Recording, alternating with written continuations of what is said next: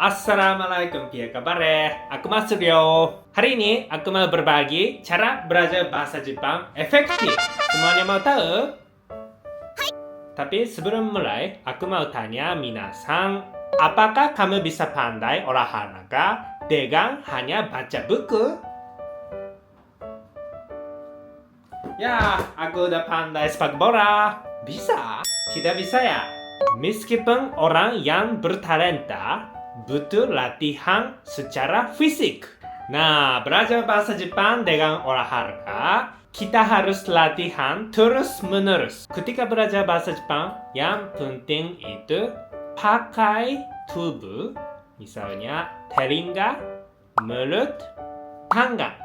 Mirip olahraga, walaupun latihannya bosan, kita harus latihan terus-menerus. Ada 4 cara belajar bahasa Jepang yang efektif. Pertama, mendengarkan listening. Coba mendengarkan saja dulu. Terus sambil baca buku dengarkan.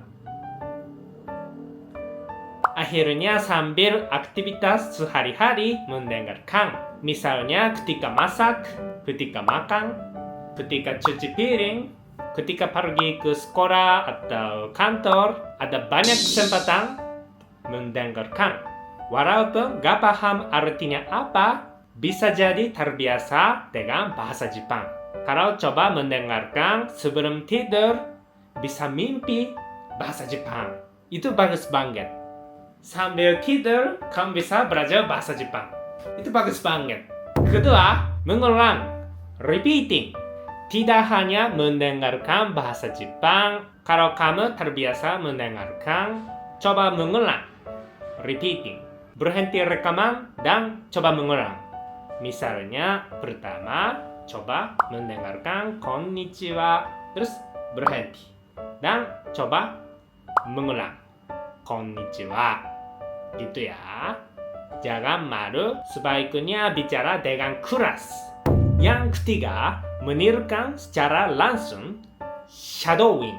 Latihan ini tidak berhenti rekaman, tapi sambil mendengarkan bahasa Jepang, coba bicara. Misalnya, mendengarkan konnichiwa, waktu yang sama, bicara konnichiwa. Ya, gitu ya. Pertama mungkin susah bicara bahasa Jepang waktu yang sama, tapi kalau sudah terbiasa mengulang, repeating, bisa coba shadowing. Nanti coba ganti kecepatan 2 kali lebih cepat. Konnichiwa, konnichiwa. Sayonara, sayonara. Gitu ya. Mungkin mula-mula susah banget, tapi pasti terbiasa lebih cepat dengan bahasa Jepang. Jadi, tolong coba ya.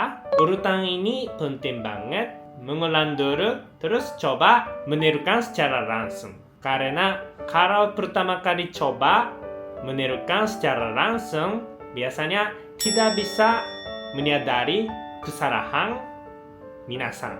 Jadi, tolong coba mengulang dulu, terus nanti coba menirukan secara langsung. 4. Membaca dengan suara keras. Akhirnya coba membaca dengan suara keras tanpa mendengarkan bahasa Jepang. Yang pentingnya coba latihan terus-menerus.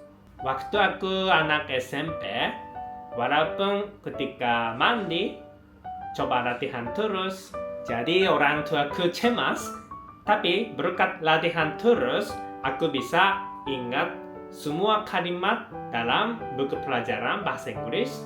Kalau minasan latihan seperti ini, minasan bisa latihan mendengarkan, bisa bicara, dan bisa belajar tata bahasa waktu yang sama ya. Jadi latihan pakai fisik penting banget. Jadi intinya pakai tubuh. Jangan tidak hanya baca buku dan belajar tata bahasa, tapi pakai macam-macam tubuh. Tolong subscribe channel ini dan kasih likes. Dan tolong kasih tahu minasan gimana belajar bahasa Jepang. Mata jumpa ne!